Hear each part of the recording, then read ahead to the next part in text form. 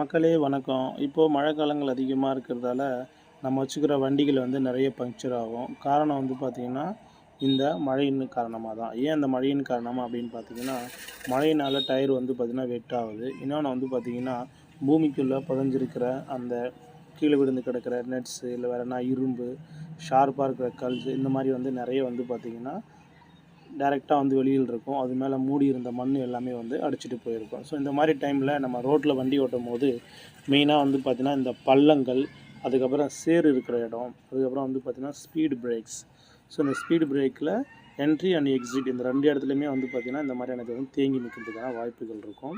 So இதே மாதிரி தான் வந்து பார்த்திங்கன்னா என்னுடைய வண்டி லாஸ்ட் ஒரு 6 மந்த்துக்கு முன்னாடி இந்த மாதிரி பஞ்சர் ஆகிருந்தது. அண்ட் சேம் வந்து பார்த்திங்கன்னா இப்போ இதில் வந்து ஒரு பஞ்சர் ஆகிருக்கு. ஸோ இதை அனலைஸ் பண்ணது என்ன அப்படின்னு பார்த்தீங்கன்னா, நான் போகிற வழித்தடங்கள் எப்படி இருக்குது, தென் நான் எங்கே வண்டியெலாம் ஓட்டிகிட்டு வந்தேன் அப்படின்ற ஒரு அனலைஸ் நான் பண்ணேன். ஸோ அந்த இதில் வந்து பார்த்திங்கன்னா எனக்கு கிடைச்சது என்னென்னா, இந்த ஹசார்ட் ஐடென்டிஃபிகேஷன் எல்லாமே நான் பண்ணியிருக்கேன். ஸோ இந்த ஹசார்ட் ஐடென்டிஃபிகேஷன்லேருந்து நான் தெரிஞ்சுக்கிறது என்னென்னா, ஸோ சடனாக ஒரு வேலைக்கு நம்ம காலையில் வேலைக்கு கிளம்பி போகிறோம், இல்லை எமர்ஜென்சியாக ஒரு இடத்துக்கு போகிறோம், இல்லை ஏதோ ஒரு வேலைக்காக ஒரு இடத்துக்கு போகும்போது அங்கே சரியாக போய்ட்டு ரீச் பண்ண முடியாது. இந்த மாதிரியான ஆபத்துகள் ஏற்பட வாய்ப்பு உண்டு. சம்டைம் நம்ம ஓவர் ஸ்பீடு இருக்கும்போது கீழே விழுறதுக்கான வாய்ப்புகள் அதிகமாக இருக்குது. இந்த எமர்ஜென்சி டைமை கரெக்டாக ரீச் பண்ண முடியாது. இந்த மாதிரி பெரிய பெரிய கிரிட்டிக்கல் இஷ்யூஸ் எல்லாமே இருக்குது. இதை நம்ம அவாய்ட் பண்ணணும் அப்படின்னு பார்த்தீங்கன்னா, வெரி சிம்பிள். நம்ம வண்டி ஓட்டும் போது இந்த மாதிரி இடங்களில் ஸ்பீட் லிமிட்டை கம்மி பண்ணி ஓட்டணும்.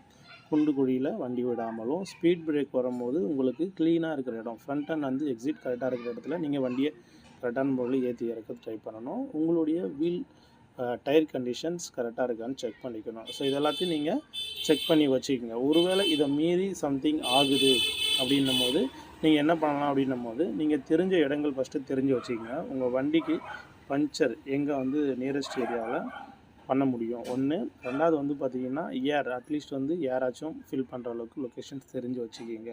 ஏன்னா இம்மிடியேட்டாக நீங்கள் ரெஸ்பான்ஸ் பண்ண முடியும். அதை சீக்கிரமாக நீங்கள் ரீச் பண்ணி நீங்கள் சரி பண்ணிக்க முடியும். ஸோ ரெண்டாவது வந்து பார்த்திங்கன்னா, நீங்கள் நார்மல் டயர் வச்சுட்ருக்கீங்கன்னா ரிஸ்க்கு. பஞ்சர் ஆகிடுச்சு அப்படின்னும் போது வண்டியை தள்ளிட்டு போகிற ஃபிசிக்கல் ஹசார்ட் அதிகமாகவே இருக்கும். அதில் டியூப்லெஸ் இருக்குது அப்படின்னும் போது கொஞ்சம் காற்று இருந்தால் கூட நீங்கள் வந்து ஓரளவுக்கு ஓட்டிகிட்டு போகிற அளவுக்கு வந்து கரெக்டாக இருக்கும். ஸோ அதனால் நீங்கள் வண்டி வாங்கும் போதுமே இந்த நார்மல் டயர் இப்போதைக்கு வர்றதில்லை, பட் செகண்ட்ஸ் இந்த மாதிரி வாங்குறீங்கன்னா இதை கொஞ்சம் பார்த்து வாங்குங்க. அப்படி இருந்துச்சுன்னா நீங்கள் டியூப்லெஸ் டயர் மாற்றிக்கிங்க. ஸோ டியூப்லெஸ் டயர் ஓகேவாக இருக்கும். அதை விட பெஸ்ட் ஐடியா என்ன அப்படின்னு பார்த்தீங்கன்னா, செல்ஃப் கிட்டு வாங்கி வச்சுக்கலாம்.